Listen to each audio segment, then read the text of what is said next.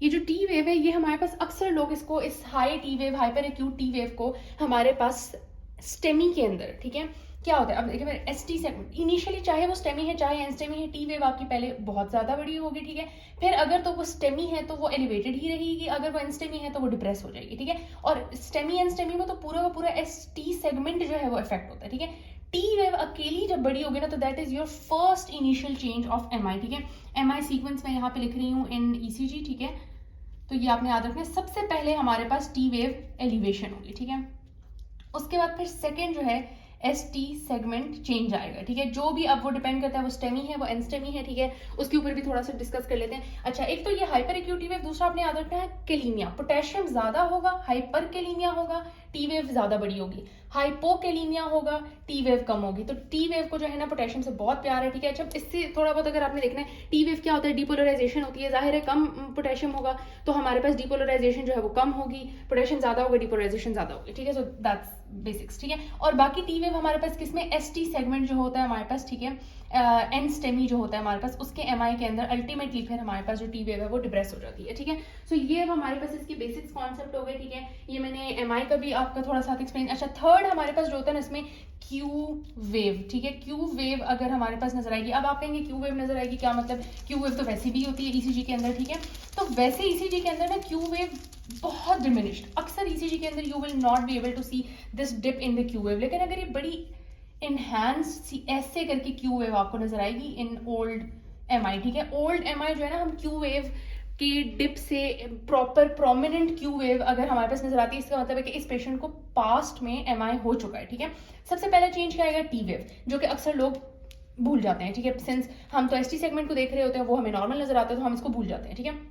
सबसे पहले आपकी टी वेव एलिवेट होगी, फिर T wave Aahista Aahista normal, T wave अगर तो एस टी, अगर तो एन नहीं सॉरी स्टेमी है तो टी वेव हमारे पास एस टी सेगमेंट के साथ पूरी की पूरी एलिवेट हो जाएगी, अगर तो एन स्टेमी है तो टी वेव डिप्रेस हो जाएगी, ठीक है। फिर एस टी सेगमेंट चेंजेस आ जाएगी, स्टेमी या एन स्टेमी, फिर क्यू वेव आपकी जो है ना वो आपकी बहुत प्रोमिनेंट हो जाएगी, ठीक है। तो ये ईसीजी के हमारे पास सिक्वेंसली 1 2 3, ठीक है, ये आपने याद रखे ना।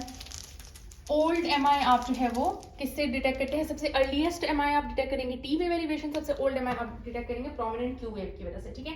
अब अगर थोड़ा सा स्टेमी, एन स्टेमी और एसीएस एक्यूट कोरोनरी सिंड्रोम की बात कर लें, ठीक है, तो क्या होता है एक्यूट कोरोनरी सिंड्रोम के अंदर हमारे पास अनस्टेबल एंजाइना होता है, ठीक है, और हमारे पास एन स्टेमी होता है, ठीक है, और हमारे पास जो होता है स्टेमी होता है। स्टेमी जो है ना ईसीजी पे एम की तरह लगता है, ठीक है, उसमें जो हमारे पास एसटी सेगमेंट होता है ना वो थोड़ा सा ऐसे ऐसे अगर आपको नजर आ रहा है ना, इसका मतलब इट्स स्टेमी, ठीक है। और हमारे पास एन स्टेमी जो, इन दोनों के अंदर क्या होता है, इन दोनों के अंदर सब एंडोकार्डियल डैमेज होता है, ठीक है। तो जब सब एंडोकार्डियल डैमेज होगा तो सब एंडोकार्डियल मींस थोड़ा डैमेज है ना, इसमें ट्रांसम्यूरल डैमेज होता है, ठीक है। तो ट्रांसम्यूरल ज्यादा डैमेज है तो इसमें हमारे पास एसटी एलिवेशन होती है, मैं इस तरह से याद रखती हूँ, ठीक है।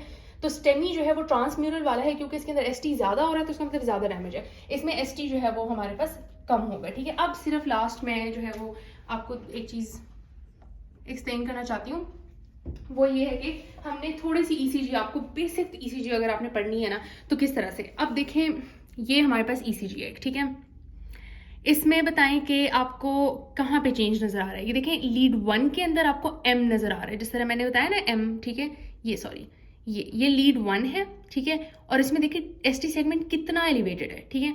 अब ये लीड 1 के अंदर, फिर लीड 2 ठीक है, लीड 3 भी सही है, ठीक है, लीड 4 भी सही है, और यहाँ पे एवीएल के अंदर देखें एवीएल के अंदर कितना एसटी सेगमेंट एलिवेटेड है। सो अगर लीड 1 और एवीएल के अंदर एलिवेशन है that is left wall M I, ठीक है, और कौन सा एम आई है, चूंकि एस टी सेगमेंट एलिवेशन है तो इट इज स्टेमी, ठीक है, left wall STEMI, left wall M I है और स्टेमी वाला है, ठीक है, ट्रांसम्यूरल डैमेज है। और लेफ्ट वॉल से कौन सप्लाई होता है, लेफ्ट सर्कमफ्लेक्स आर्टरी से सप्लाई होती है, तो इसका मतलब लेफ्ट सर्कमफ्लेक्स आर्टरी का कोई थ्रोम्बस है जिसने हमारे पास इसको डैमेज पहुंचाया हुआ। अब अगर हम इस वाली ईसीजी को देखें, ठीक है, इसमें देखें लीड 1 इज नॉर्मल, लीड 2 भी नॉर्मल है, लीड 3 भी नॉर्मल है, ये देखें V1 जो है ना इसमें आपको एसटी सेगमेंट एलिवेशंस नजर आ रही हैं, ये देखिए कितने हाइपर एक्यूट है, एसटी सेगमेंट ऊपर की तरफ गया हुआ है, ठीक है।